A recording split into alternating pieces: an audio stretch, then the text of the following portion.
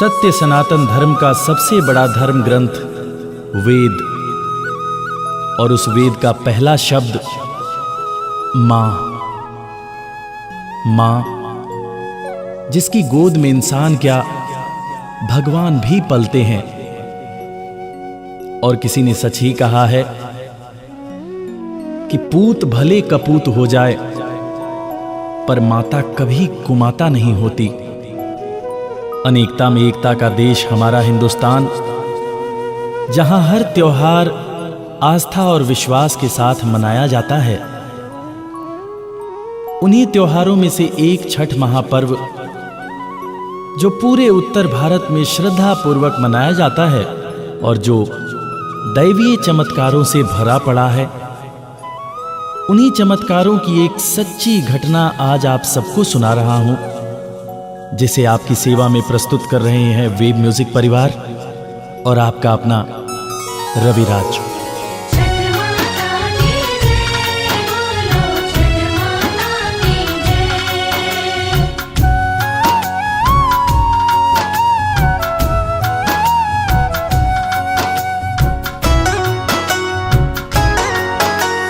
छठ मैया के चरण कमल में, छठ मैया के चरण कमल में अपना शीश झुकाते हैं।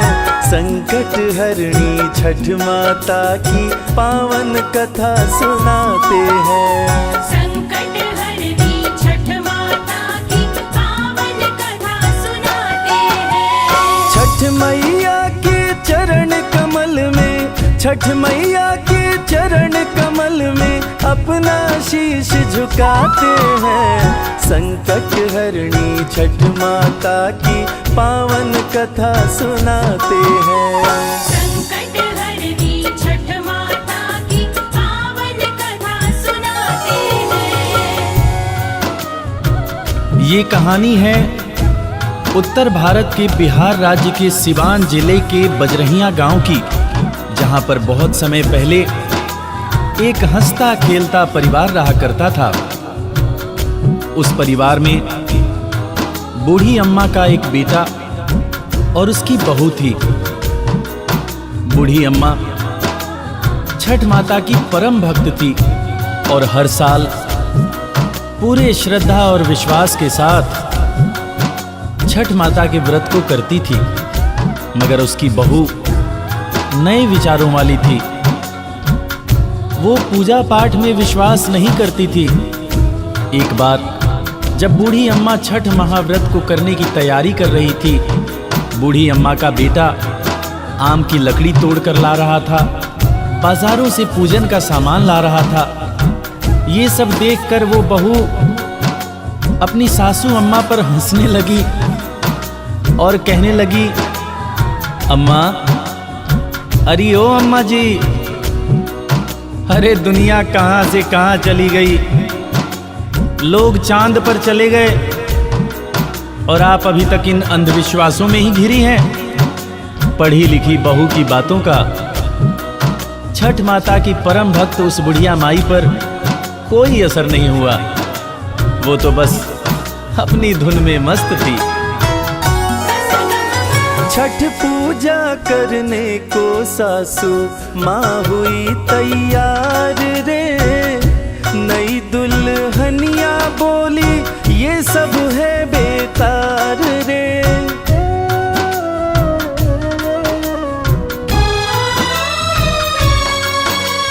तीन दिन उपवास करोगी, पड़ोगी तुम बीमार रे। अंधविश्वास है ये छठ का त्योहार रे। भूखे रह के ना जाने क्यों, प्यासे रह के ना जाने क्यों खुद को लोग सताते हैं। संकट हरणी छठ माता की पावन कथा सुनाते हैं। संकट हरणी छठ माता की पावन कथा सुनाते हैं।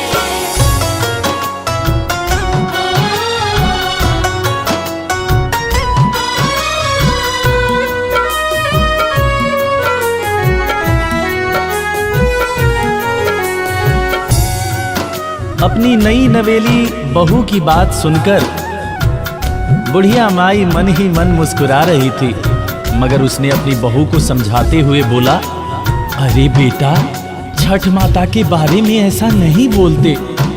मेरी बिटिया, मुझे बहुत दिनों से संतान नहीं हो रही थी, तब मैंने इसी छठ महाव्रत को किया तो छठ मैया ने मेरी पुकार सुन ली।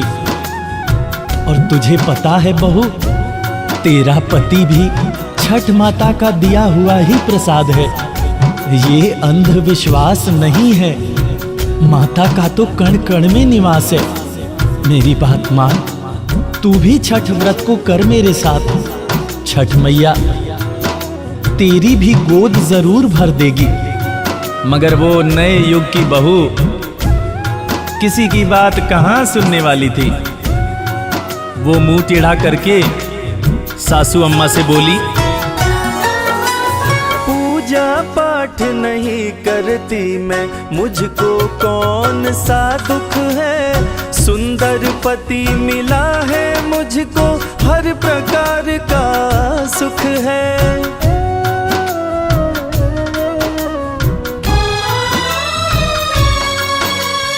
मौज मस्ती में रहती हूँ मैं, महल आलीशान है।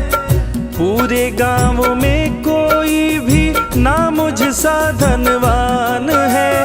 कर्म प्रधान है इस दुनिया में, कर्म प्रधान है दुनिया में। बाकी बेकार की बातें हैं। संकट हरणी छठ माता की पावन कथा सुनाते हैं। संकट हरनी छठ माता की पावन कथा सुनाते हैं।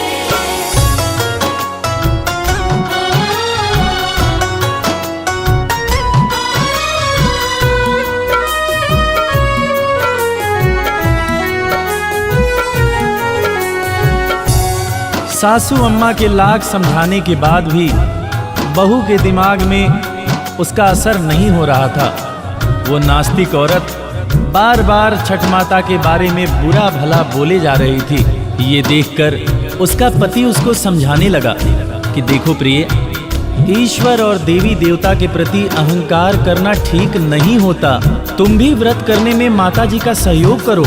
लेकिन बहू अपने पति का भी कहना नहीं मानी और कहने लगी, ना जी ना, मुझे नहीं पड़ना इस अंधविश्वास के चक्कर में।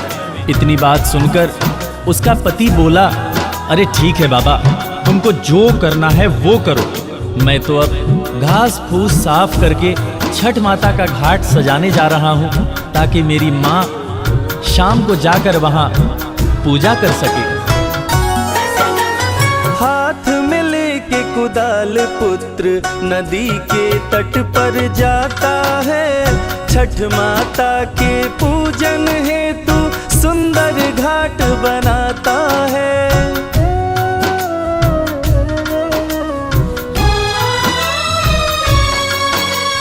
पूजा का सामान बेटा बाजारों से लाता है। आम की लकड़ी जला के ठेकुआ माँ के संग छनवाता है। भक्ति भाव से माँ और बेटा, भक्ति भाव से माँ और बेटा छठ महापर्व मनाते हैं। संकट हरणी छठ माता की पावन कथा सुनाते हैं। संकट हरनी छठ माता की पावन कथा सुनाते हैं।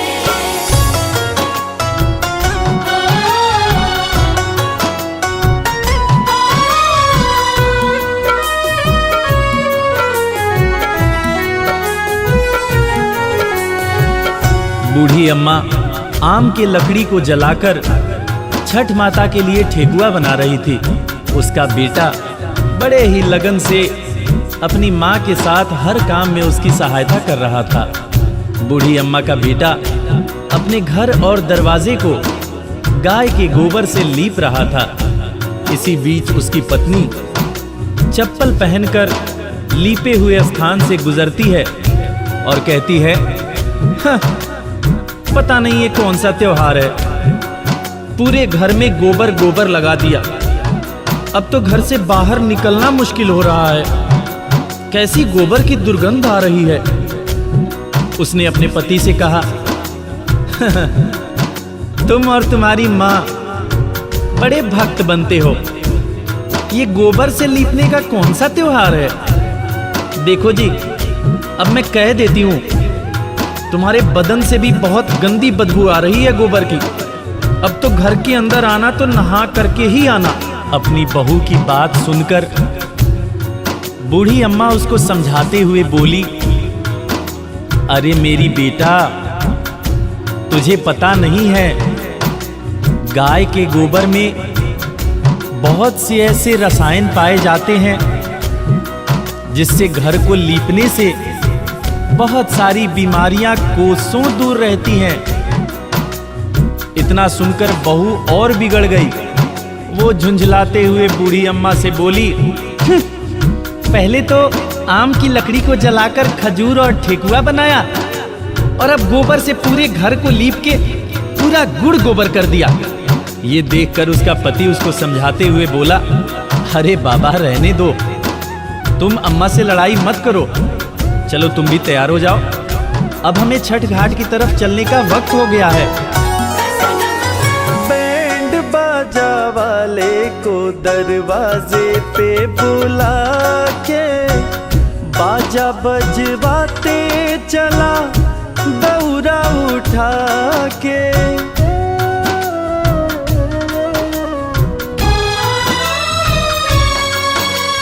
पीछे पीछे बूढ़ी माँ चली है गीत गाते, संग में बहू भी चली पर्स लटका के।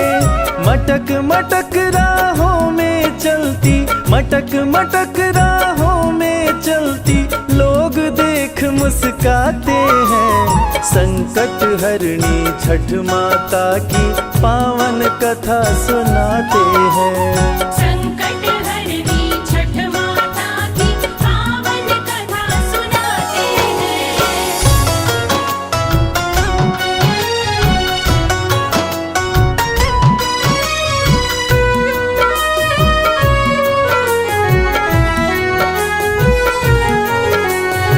बूढ़ी अम्मा और उसके बेटे ने बहू को बहुत समझाया। बहू का मन ना होते हुए भी वो अपने पति और अपनी सासू अम्मा के साथ बैंड बाजा लेकर छठ घाट पर चली जाती है। मगर वहां पहुंचकर वो पूजा करने के बजाय मेला घूमने में लग जाती है। थोड़ी देर बाद जब उसका पति उसको ढूंढते हुए जाता है तो देखता है कि वो तो गोलगप्पे की दुकान पर खड़ी है और मजे से गोलगप्पे उड़ा रही है। इतना देखकर उसका पति उससे बोलता है, अरे यार क्या करती हो तुम? यहाँ पूजा करने आई हो, कुछ देर तो माँ के साथ बैठ लो। पति की बात सुनकर पत्नी झुंझलाते हुए बोलती है, ए जी देखो, मैं पूजा वूजा करने नहीं आई हूं। मैं घाट वाट पर बिल्कुल नहीं जाने वाली। मैं तो मेला घूमूंगी, जम के चाट और छोले खाऊंगी। आप अपना पूजा वूजा करो, मुझे पूजा पाठ से कुछ लेना देना नहीं। वहां पर खड़े गांव वाले इन दोनों के झगड़े को देख रहे थे और देखकर सब हंस रहे थे। बूढ़ी अम्मा का बेटा समझदार था। उसने सबके सामने अपनी पत्नी से बहस न करने का फैसला किया। वो भारी और उदास मन से छठ घाट की तरफ जाने लगा। छठ घाट के लिए जब वो ईख लेकर छठ घाट के पास पहुंचा, तब तक एक ऐसी घटना हुई जिसको देखकर सबके पैरों के नीचे से जमीन खिसक गई। कैसे? ईख खड़ा करने को बेटा घाट के पास में जाता है, करने को स्नान वो डुबकी जैसे ही लगाता है।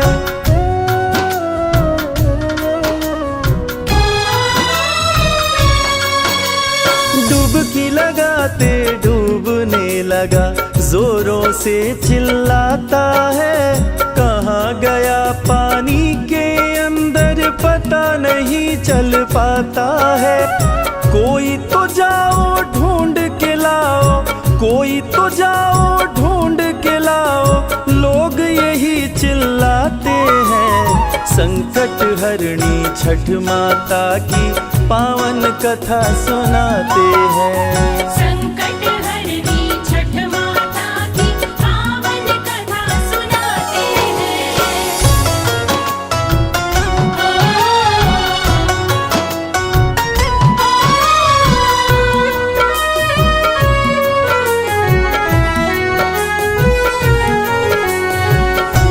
ये बात जैसे ही बूढ़ी अम्मा को पता चली कि उसका बेटा नदी में डूब गया है, वो छाती पीट कर रोने लगी।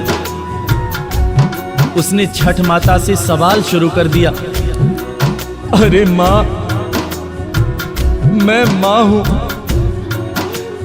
तू भी माँ है। तू कैसी माँ है जिसने एक माँ से उसके बेटे को छीन लिया? माँ, जब से मेरी शादी हुई पिछले 30 सालों से लगातार तेरी पूजा करते आ रही हूं। बोल माँ बोल, मेरी भक्ति में ऐसी कौन सी कमी रह गई थी जो तूने मेरे गोद को सुना कर दिया? बोल माँ, मुझसे या मेरे लाल से ऐसी कौन सी भूल हो गई जो तूने मुझसे मेरा लाल छीन लिया, मेरा निहाल छीन लिया? अरे मैं तो छठ घाट तेरे पूजा को करने आई थी, तूने तो मेरी दुनिया उजाड़ दी मेरी माँ। हे माँ, अगर जाने अनजाने में मुझसे कोई भूल हुई हो तो उसकी सजा मेरे बेटे को मत दो। मेरा लाल मुझे लौटा दो माँ। अगर तूने मेरे लाल को मुझे नहीं लौटाया तो आज तेरी ये बुढ़िया भक्त अपने बेटे के साथ नदी में कूदकर जान दे देगी। अब या तो तू मेरे बेटे को लौटा या मेरे भी प्राण ले ले माँ, मेरे भी प्राण ले ले। उधर मेले में लाउड स्पीकर पर सबको आगाह किया जा रहा था। हेलो हेलो, छठ पूजा में आए हुए सभी व्रतियों एवं दर्शनार्थियों को सूचित किया जाता है कि गहरे पानी के अंदर न जाएं। अभी अभी सूचना मिली है कि एक व्रती गहरे पानी के अंदर डूब गया। पानी में आगे बढ़ने पर खतरा होने की आशंका है, इसलिए आप लोगों को आगाह किया जाता है। ये छठ पूजा समिति आप लोगों को आगाह करती है कि आप सभी घाट के नजदीक से ही माँ का पूजन करें। धन्यवाद। जय छठी मैया। मेले में हो रहे अनाउंसमेंट को सुनकर बहुत दौड़ी दौड़ी जाती है।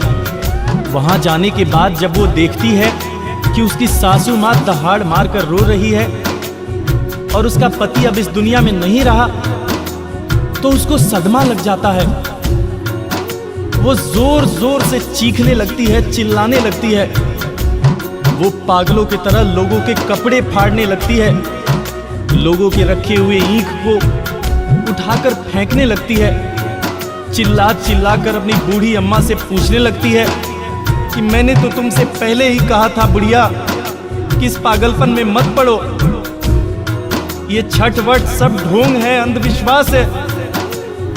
मगर तुम्हारे ध्यान न देने की वजह से आज मेरा पति मुझसे दूर चला गया। वो पागलों की तरह अपनी सासू माँ को बुरा भला बोलते हुए छठ माता को कोसने लगी। आगे क्या हुआ? छीना है सुहाग मेरा तो लेती जा निशानी, कोसे छठ माँ को सिंदूर धोवे बहुरानी।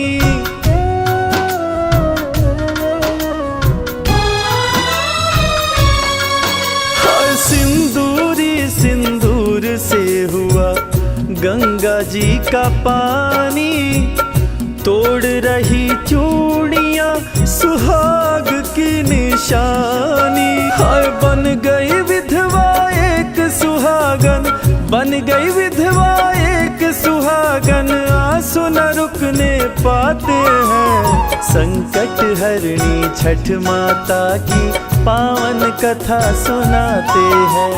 संकट हरनी छठ माता की पावन कथा सुनाते